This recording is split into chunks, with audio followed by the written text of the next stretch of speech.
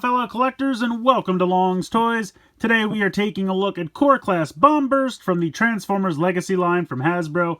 So I'm really excited for this one. If you guys know me at all, you know that Transformers Master Force is one of my all-time favorite pieces of Transformers fiction, and Bomb Burst, or Blood as he is known in that series, is one of the main characters, so I'm always excited to get a new figure for one of the characters from Master Force. And I just think this looks really, really cool. I mean, for being a core class figure, it's really, really neat. So let's go ahead and get into it. Packaging here, pretty standard. You have a nice bit of artwork up here for the vehicle mode here on the flap. Then you can see a little cutout here with the figure inside. There's no plastic over this since they are getting away from plastic in the packaging. Over here we have some really nice artwork of the robot mode. I think that looks really, really cool. And then over here we just have that kind of standard Decepticon picture for all of Legacy. Nothing really going on there on the top or the bottom. On the back here, again, we just have some product shots of the vehicle mode and the robot mode. So like with the other Pretenders that they've done so far in Legacy, the robot mode is kind of modeled after the original Pretender shell, and then the vehicle is modeled after the vehicle of the robot inside. So you're kind of missing that like inside robot mode, but there's really only like 2 modes they can give it, so I understand. And the Pretender shells usually were the more interesting in terms of design, so I get it. But I think they've been really cool. I've been having fun with them so far.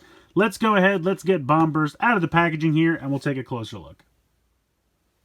So here is Bomb Burst out of the packaging, and I really like the design of him, but I have to admit he's definitely a little bit more squat than I was expecting.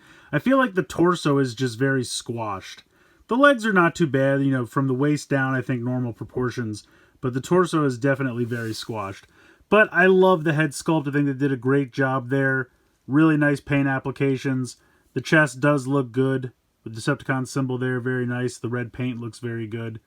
You have these little pink stripes around the wrists here. Some nice gunmetal gray paint down here on the shins. He does have a bit of a backpack. You can pretty much just see the entire front of the vehicle mode there on his back. Not a big deal. I kind of wish it pegged in somehow. It just kind of rests there. And it's not a big problem. It's not like super floppy or anything, but constantly there'll be times when I go to pick him up and it just automatically comes back like that, and I kind of wish it just pegged in. But unfortunately, you can almost see like there's these little spots right here like they thought about it. And then I guess whatever they would have had to put in there would have just been too thin. It probably would have broke, so they just decided against it. That's my guess anyway. But it also seems like there are these pieces here, like there's these little notches. And I feel like they could have just put maybe like a little bump on each side so that that could kind of just tentatively grasp on there. But again, it might have just been some kind of tolerance issue. But for the most part, I like him a lot. He's got a head swivel side to side. He doesn't have a ball joint, so you can't do any front to back, just side to side. He has a ball joint here in the shoulder, so you have all that range of movement there. You have a ball joint in the elbow. You do have a waist swivel. You have a ball joint in the hip. You have a ball joint in the knee. And then you do have some tilt here in the ankle side to side. And you can move the feet around pretty much however you want due to the transformation. So you can do the front toes, you can do the back heels, move them all around to find a good pose. But yeah, he looks really good. I like him a lot. He does come with 3 accessories. So he's got these 2 giant guns. And the cool thing is that they're all blue on this side, but then they have these bat wings painted on this side. So you have a couple options for these. You could put them on his arms like this. They just peg right in. If you want to kind of make it look like he's got the bat wings on the side of his arms. Something like that.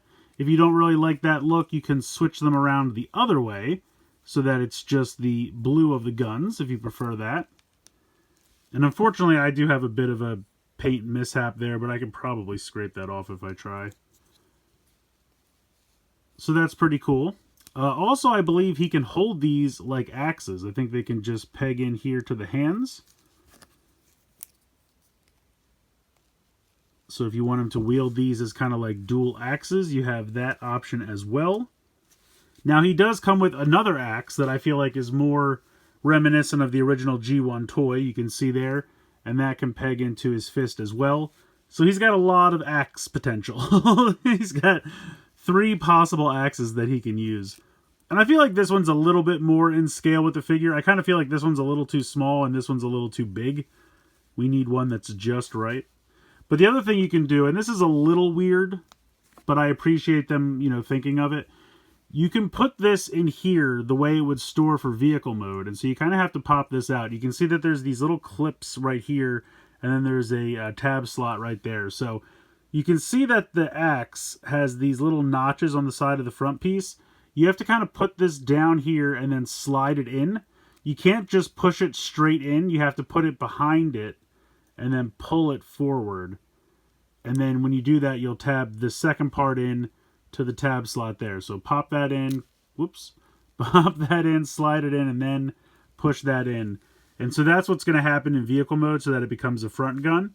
But then when you go ahead and try to close this back up, it's going to hit this piece here for kind of a logical stopping point. You can see this gray tab is going to hit into the front of the axe, so it kind of logically stops like that.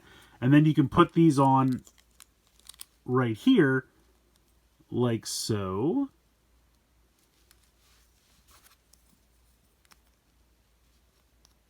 There we go. And then it kind of looks like he's got bat wings. You can see there. Now, when you look at it from the side, it looks kind of ridiculous because the wings are so far away from the back. But if you look at it straight on, it kind of just looks like he has bat wings there. They're very small, but I appreciate the effort. So if you want to display them that way, you totally can. That's another option. I'll probably either just have them holding them as axes or have them clipped onto the side of the arms. But I do appreciate those options because you do really have a lot of options of where to mount the guns in the robot mode, which is pretty cool. And real quick, here he is with Iguanus, the other core class pretender we've gotten so far. And you can see what I mean when he comes off just a little bit squat. Again, it's not a problem, but he definitely looks a little shorter, especially compared here to Iguanus. But really, they both look cool. I'm really liking these little core class pretenders. I think they're a lot of fun. I wish Skullgrin was in the same size class, but we'll get into that when we do the Skullgrin video. I'm really hoping we get Submarauder and maybe even a few of the Autobots as well. These are a ton of fun. Transformation for this guy is very simple. Depending on how you have the guns here configured, if you have them in the hands, if you have them flipped around so that the bat wings are showing, you want to start with them in this configuration so that you can then flip them around 180 degrees so that the bat wings are facing this way toward you. Then you're going to come down here, straighten out the feet, and just close them up. Then you're going to spin him around at the waist 180 degrees. You're going to lift this section up. This is going to come around, and this big gray tab here is going to peg into the back of the bat head. So that's going to come around and peg in like that, and that stays pretty securely, which is nice. At this point, you're just going to take the legs, bend them at the knee like so, and then these tabs right here and here will peg into these little tab slots here on the chest. So this will just come up and peg in like so, very simply. And there we go. And then you just kind of push the feet up as close to the body as you can. And that's it. You're done. That's pretty much it. Now, I really wish that these pegged in somehow. It's kind of a real bummer that they don't. We've had things peg into the little slot they put on the ball joint for the waist before, and I feel like it would have been very easy, instead of making this arm so hollow, which it absolutely does not need to be, fill that in and have a little tab there, and then that tab could have easily just pegged into this little tab slot here, and then this would have tabbed in really nicely, and I feel like that would have worked out. Even if they wanted to put something on like the inside of the forearm here to tab in, like right here or something, just some way to make these kind of stay against the body. It's not a huge problem, but I really wish they had done something like that, just because otherwise these tend to flop around a little bit. But for the most part, I really like the vehicle mode. I think it is exactly like the original toy. I think they nailed that. I think the original toy had the legs maybe flip out to the back and they were like underneath the arms, but otherwise I think it's pretty much exactly as the original G1 Pretender robot transformed. It's very, very accurate. The colors are fantastic. The blue and the dark gray really pop. Then you have this kind of magenta color here for the window, which I think really works. We can take the axe here, and like I showed before, that's going to come down here and kind of slide in and then peg this in like so, and then that way he can have a little gun on the front as well. Don't have to. If you want to leave it off, you absolutely can. but I thought that was kind of cool. So I absolutely love the vehicle mode. I think it's fantastic. Here is Iguanus in vehicle mode as well, just for a little comparison. Now, I feel like this vehicle mode is definitely bigger. Well, this one's taller and this one's wider, so take it as you will, but they look good together. I think they're both really cool. I think this totally works. The only thing is I really wish these arms pegged in somehow. Other than that, it's pretty much flawless. I think Bombburst is a ton of fun. I don't think he's quite perfect. He does come off a little squat, and I really wish the arms pegged into the sides in the vehicle mode. But other than that, he's still really a ton of fun. And those problems aren't really big enough to make me not enjoy the figure. I still think aesthetically he looks great. The paint applications are great. The head sculpt is good. I think all the accessories are really nice. I think the vehicle mode is absolutely spot on. I think that looks so much like the original G1 Toys vehicle mode. I just can't believe how well they did that. The transformation is very fun and simple, very quick to go back and forth, not really that difficult at all. And he's got pretty much all the articulation points you would want. I think it's a little weird that the head isn't on a ball joint. Iguanus had a ball joint. I was just looking at it, and I feel like they could have done one here, but it's not a huge problem. I don't really need it. I'm just surprised it doesn't have it. But he's still got like the ankle tilt and all the other articulation that you want. So I feel like it's, again, not really a big thing. Just if I had to nitpick and come up with something wrong with it.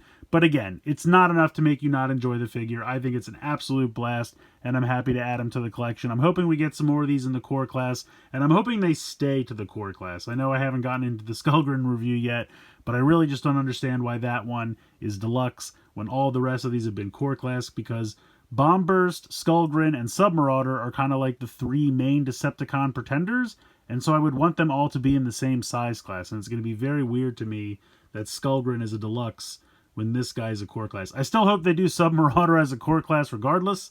We'll see how it goes. I'm sure he's coming eventually down the pike, but it's just weird to me that they didn't do them all in the same size. But this guy's an absolute blast. Definitely pick him up if you can. Relatively inexpensive. I think the core class are like around $10, $11, maybe even $12 at this point. The price of everything's been going up. But I still think he's a ton of fun, and I still recommend picking him up. So let me know what you guys think in the comments below. Please like, share, and subscribe. Hope you guys enjoyed the video, and as always, thanks so much for watching.